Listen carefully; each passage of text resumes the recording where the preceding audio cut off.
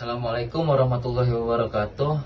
Alhamdulillahirrabbilalamin. Alhamdulillahilqawiyil sultanu al-wadirul burhanu al-maqsudu fil wujudi karumul ihsanu. Perkenalkan, nama saya Muhammad Hasan Basri dan teman saya Ervan Raspianto akan sedikit menjelaskan tentang etika dan bisnis. Boleh Ervan langsung mulai. Baik, yang pertama ada bisnis yang beretika. Bisnis yang beretika adalah kegiatan usaha yang dijalankan dengan mematuhi nilai moral, norma sosial, dan prinsip kejujuran. Etika bisnis memastikan bahwa perusahaan tidak hanya mengejar keuntungan, tetapi juga mempertimbangkan dampak kegiatannya terhadap masyarakat, lingkungan, dan pemangku kepentingan lainnya. Prinsip utama etika bisnis mencakup kejujuran, keadilan, tanggung jawab, integritas, dan menghormati hak orang lain.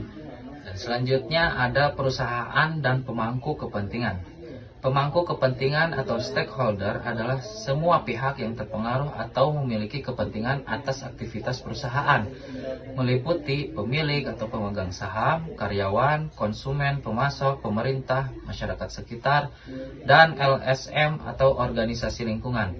Perusahaan yang etis harus mempertimbangkan kepentingan semua pihak ini, bukan hanya mengejar keuntungan pemegang saham. Baik, yang selanjutnya ada globalisasi dan etika bisnis.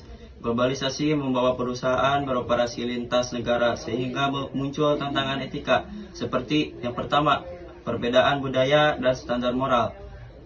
Yang kedua, eksploitasi tenaga kerja murah. Yang ketiga, ada isu lingkungan global. Yang keempat, ada persaingan tidak sehat.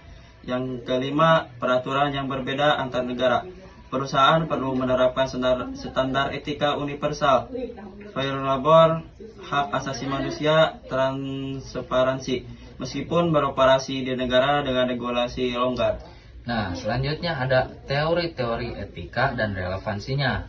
Beberapa teori etika yang sering digunakan dalam bisnis adalah utilitarianisme. Suatu tindakan dinilai baik bila menghasilkan manfaat terbesar bagi jumlah orang terbanyak.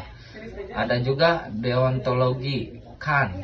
Etika berdasarkan kewajiban dan aturan moral, terlepas dari konsekuensinya. Ada juga etika kebajikan atau Aristoteles.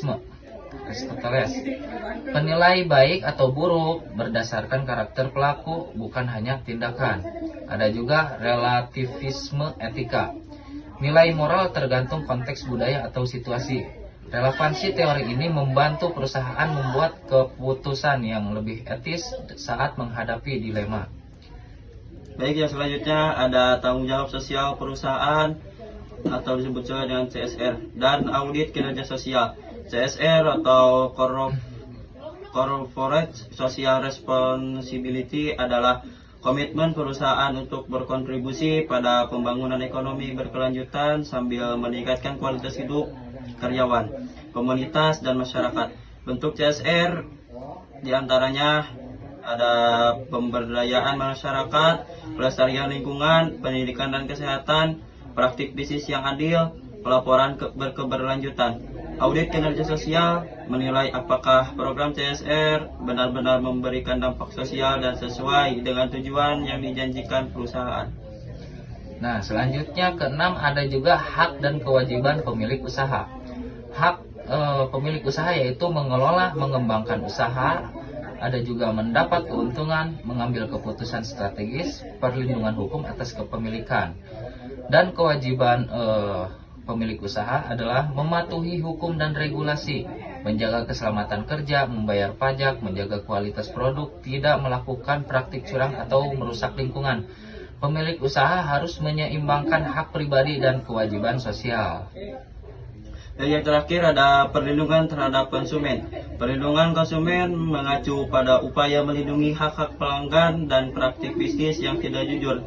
Hak konsumen meliputi diantaranya hak atas keamanan, hak mendapatkan informasi yang benar, hak memilih, hak untuk didengar keluhannya. Pemerintah memberikan perlindungan melalui perlindungan konsumen, lembaga pengawasan, dan sanksi bagi pelanggar. Mungkin segitu penjelasan secara ringkas dari kami tentang etika dan bisnis. Sampai jumpa kembali. Assalamualaikum warahmatullahi wabarakatuh.